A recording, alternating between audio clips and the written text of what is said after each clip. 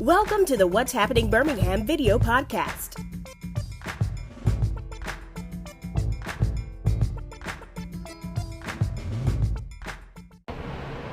Hello everyone, this is Jarvis Escott, What's Happening Birmingham. Today I have the honor and pleasure, I am here with Mr. Walvid King.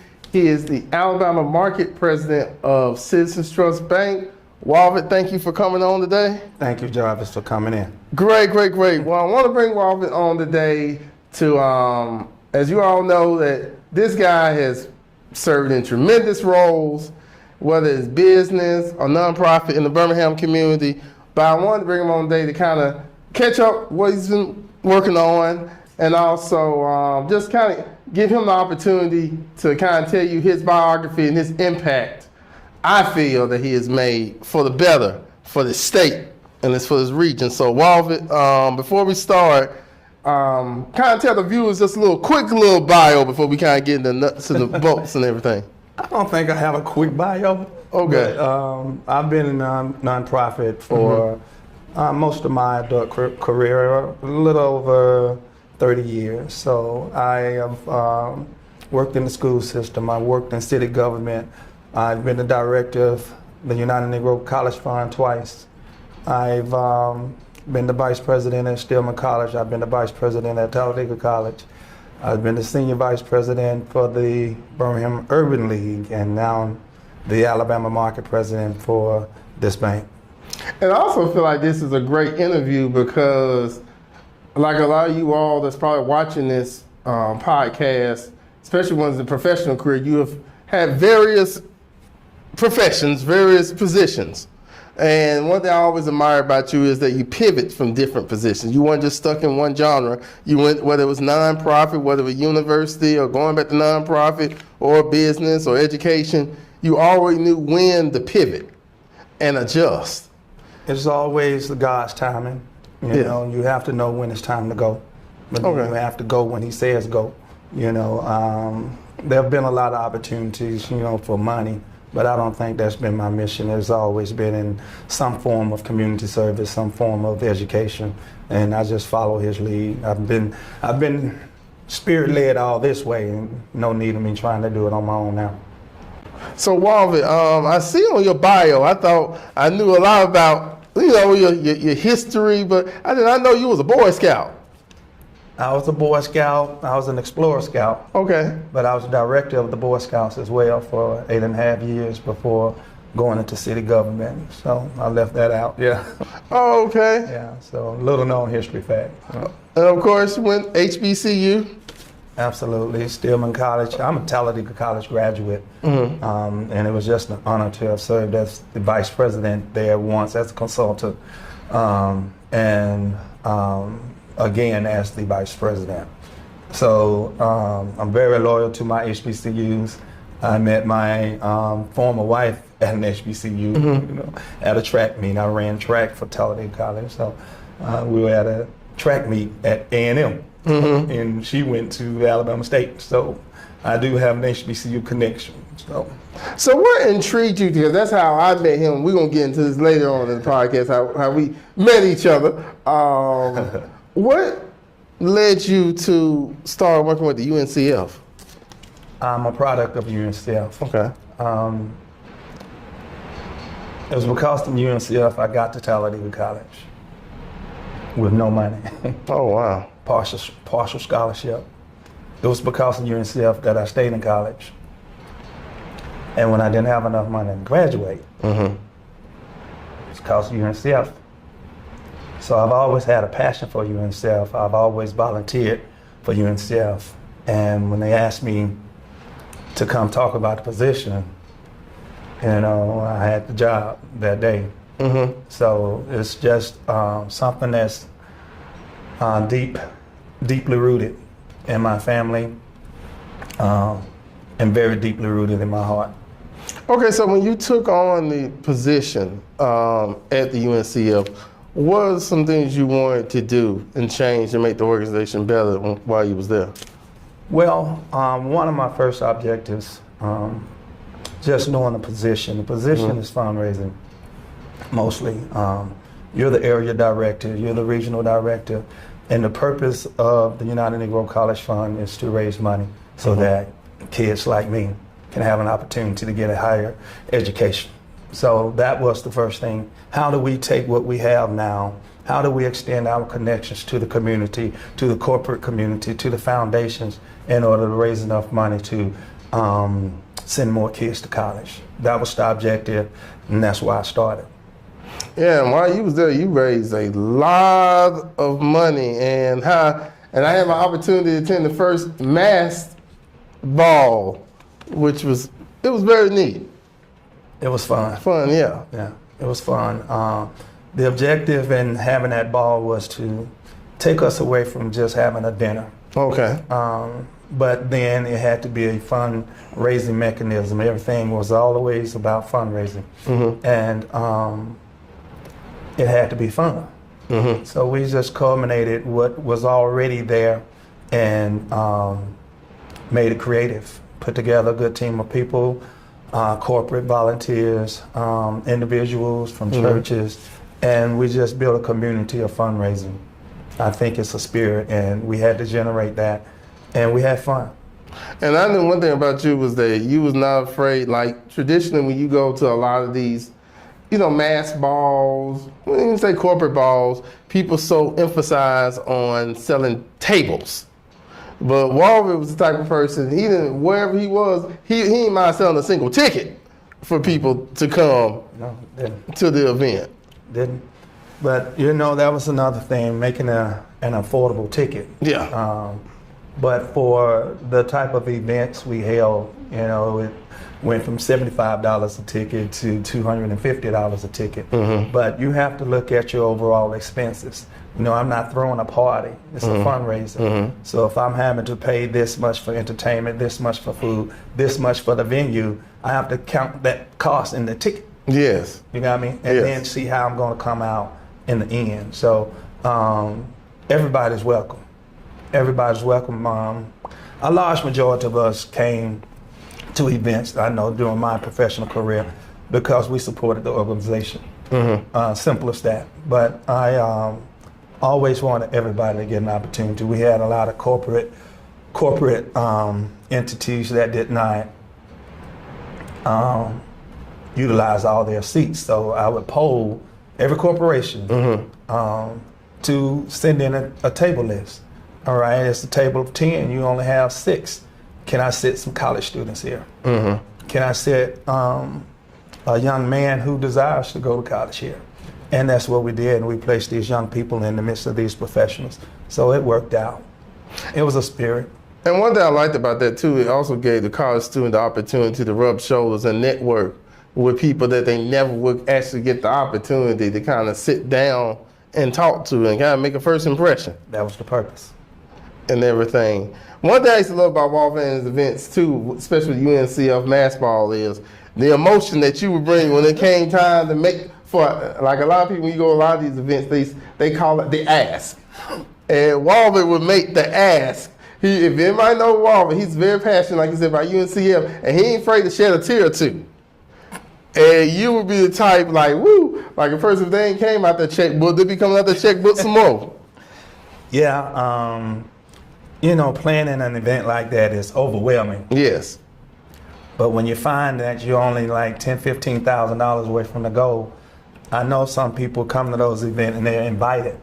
So let's see if we can get the rest of that money. And we do it on the spot. And when we hit that goal, yeah, those tears gonna flow. Oh, yes, yes. Man, it got to a point where they started betting whether I was gonna cry. But it's not like I can just come up with a tear. It was real, and it was just overwhelming. They were tears of joy. They were tears of joy, and you look out, and black people, white people, people of all races giving, for the cause of education. So I'm gonna go a couple years later. You got the call to go back to your alma mater, Talladega College. Yeah. Even though we're experiencing some financial difficulties now, that has been the history. we have had some leadership with some challenges, but more than that, we've had some economic challenges as well. HBCUs across America, colleges and universities, period. You know, they have big names, but they have big problems as well. So when I did get the call, it was a good time in my life. Oh, okay. A great time to serve. I've always wanted to serve, and as I stated, I had served in that same capacity as a consultant during the change of administration, and then we were able to come back in a more official capacity. So I did that for another 3 years, and came back home. Okay, so you was there. How long was there with Talladega? 3 years. 3 years. So fast forward, you went to the Urban League, and you went to the Urban League in a very interesting time during the pandemic. Yeah, that was very interesting.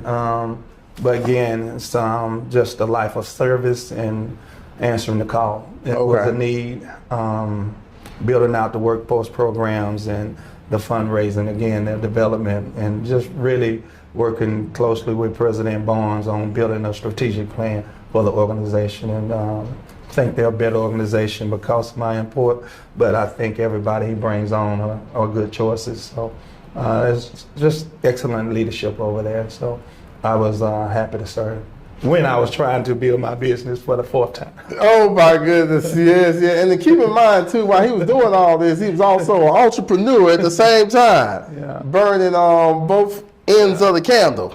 Yeah, so I just couldn't. I had to stop the business when I got to Talladega because you have to dedicate, especially when you're building out a program.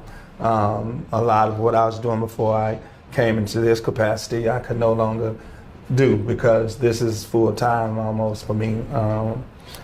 Just not being from the banking environment, but knowing business is kind of challenging, but same strategic plan.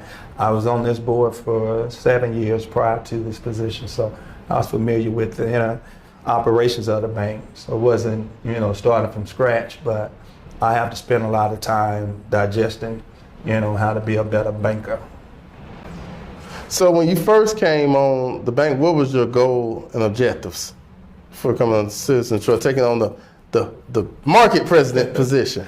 Well, one, to build a market, to build more confidence in the bank. We have a solid bank, a very well established bank. We're over 100 years old. And people most commonly know this bank as the bank Dr. Gaston founded.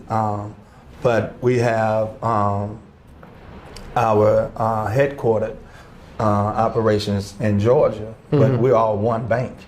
But the vision of the leadership of both of these banks was to, one, build trust in the community, two, provide an avenue, a revenue stream for home ownership when you could not get a home as a black person, to provide car loans, to provide historical data on what we've done for the community, building churches and building homes and building communities. We are a community bank, but we are $1 billion bank, and we have the capability to do a deal that anyone else does out there. So my goal was to continue one with tradition, but to become more established as it relates to our lending resources, our ability to get more money into the community. That's the strategy we're working on now, building our development portfolio to be a more complete bank. Can you tell the viewers the advantages of banking with I don't like to say, I use that word, the S word, small, but I would just say more a local community bank, whereas dealing with the bigger national ones? Well, I think you can sum it up with one word: caring. This bank, as a community bank, we care. And my philosophy is, and I got this from our CEO, Cynthia Day, why invest your money into a bank that's not investing into your community. Keep your money here. This is where we're making money. They're making money off of your money. Okay? We're making money off of your money, but we're putting it right back in. That's the difference. Yeah, that's very true. That's very, very, very powerful. Yeah, we care. So, and then I like that too, especially I'm speaking like from the entrepreneur angle. I mean, I know so many stories of so many businesses that you've helped here, specifically black business owners, that couldn't get along with any other bank, but they came to you, and because of one of that personal relationships from your other prior role and just seeing what the work you said, let's take a chance on them. I guess another word you can use in comparison is relationship. Yes. We're a relationship bank. And that's what we're supposed to do. Build. We build a community by lending money. And if we're not lending money, we're just floating along like everybody else. We want to grow, but we want the community to grow with us. That's the objective. A lot of small businesses, especially, are afraid of banks. And they try to go at it through grants or whatever. But, you know, that's a lengthy process. That was part of my consulting business, helping them through that process. But for the most part, we are here to help. And a lot of situations that others can't get you through, we'll work with you on it. Yes, and like one of the things you kind of want to go back to the banking part, like we said, people struggle with home ownership. What would you say to viewers, like they hear the headlines, like they say it's so more challenging to get a home now? What would you do like when it comes to get a home? Well, one, you have to qualify, but I want everyone to understand that the value is not in just getting a home. What we want you to be able to do is get a home and keep a home. Oh, okay. You know, so that's maintenance. That's paying your bills on time, and then enjoying the community that you're in, investing in your home. So we'll be able to service you from the start to the finish. And there are others that really don't have the education on how to get a home. So financial literacy is a large part of what we do as well. Now, one of the quotes I always loved, you always told me a long time, as long as I know, you said that your net worth is determined by your net worth. Yeah, kind of. Your net worth can be no more valuable than your net worth. Okay, thank you. See, I got those two ends. You got it, yeah. But that's just been a basic philosophy of mine, and I've always put myself in positions that would, allow me to meet new people, but people that can move my agenda or move the agenda of my organization or move the agenda of the community. So networking is a very key part of being in the positions that I've served in, because it involves people. But if people don't know you, then what's your worth? You have to know that up front. What is your worth? Not asking you that, but you have to know that. But then if you're only getting that valuation off of what you're thinking and what you're doing, then you'll never know, how far you're going to go. So that's why you net worth. That equals your net worth. You have to know that number.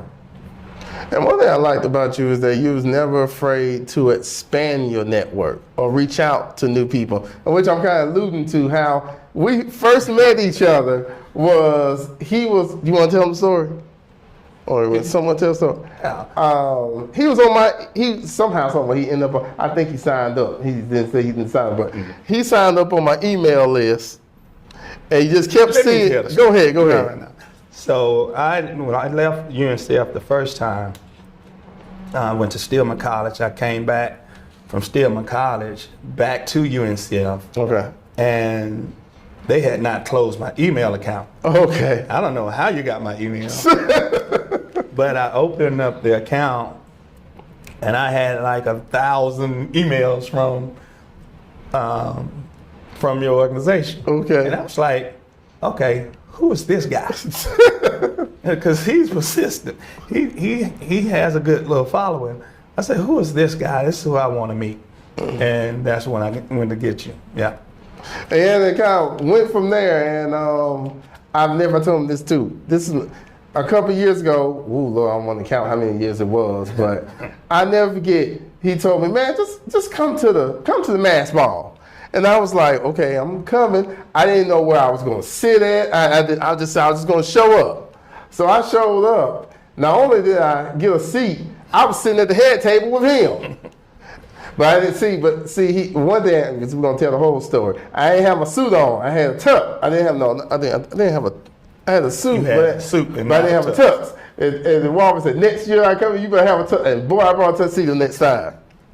It's a formal event.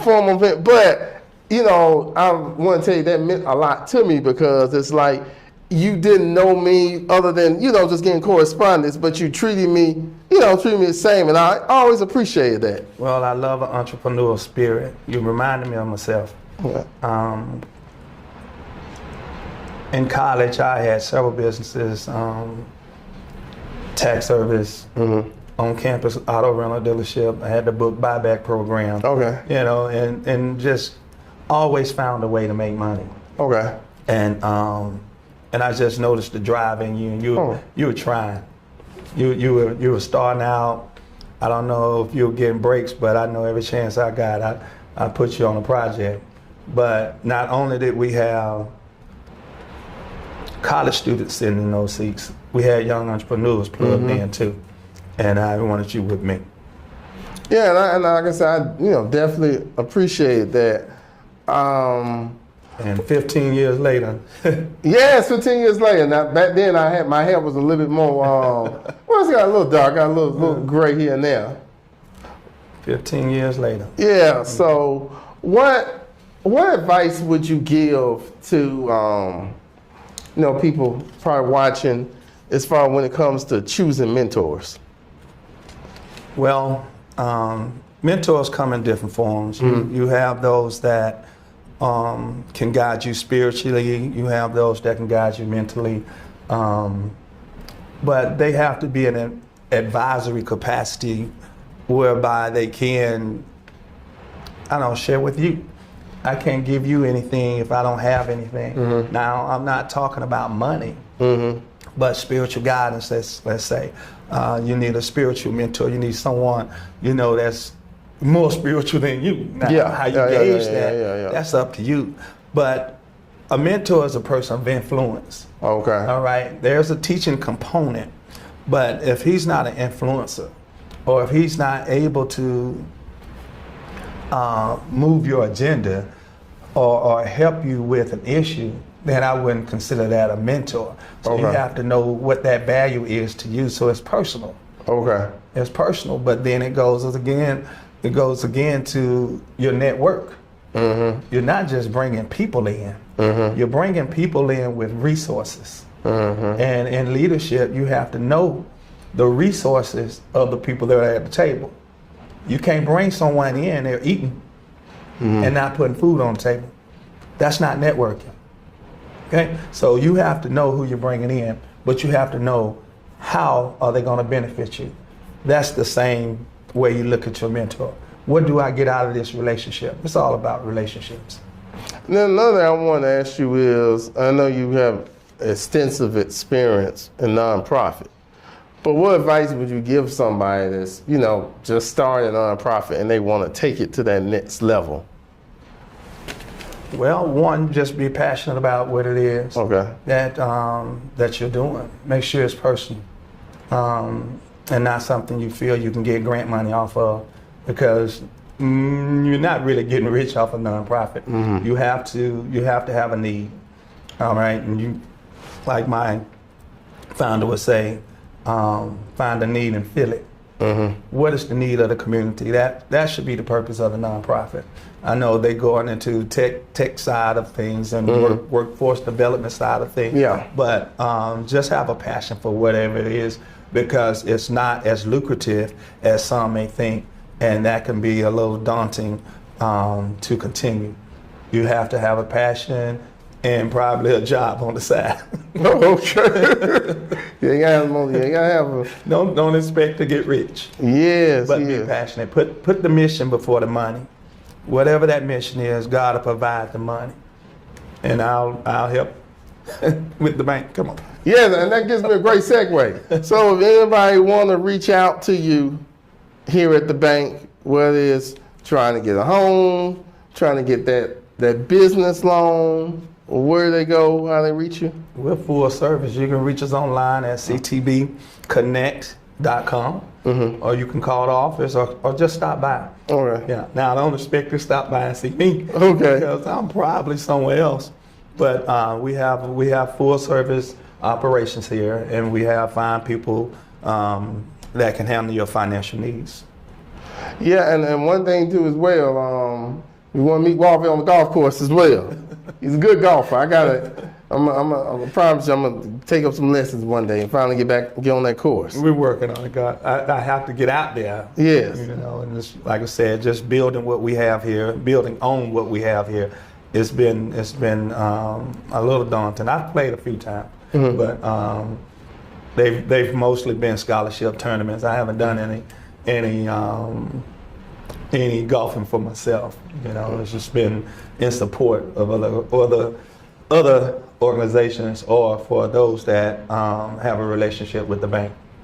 All right, well, Walvid, I want to thank you for coming on today. Thank you. One of the reasons I always want to bring you on too, just kind of because, like I said, this man's a walking encyclopedia of the work he's done in the community. But two, they're actually doing a reception for him next month.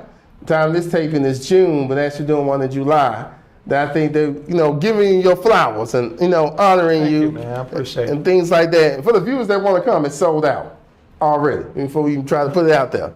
But if you know Walvid, he doesn't mind. Thank you, Jarvis. Helping and things We've like been trying to sit down for 15 years. You've been trying to do this well, man. I'm glad I had the opportunity. Yes. And this won't be the last. Because we may do future segments, bringing on business owners, telling the story, because that's a great thing too as well, the success story and everything. So thank you all for watching. Thank you, guys. Please check out what'shappenedbirmingham.com for more interviews. Don't forget to subscribe to the YouTube channel. Check out the audio version of this on Apple Podcasts, and check me out on TikTok. It's What's Happening Beham. So thank you all again, and check out Mr. Walvid King. He's here at Citizens Trust Bank. And what's that quote you leave me with all the time? Your net worth can never be more valuable than your net worth. Yes. Bye-bye, everybody.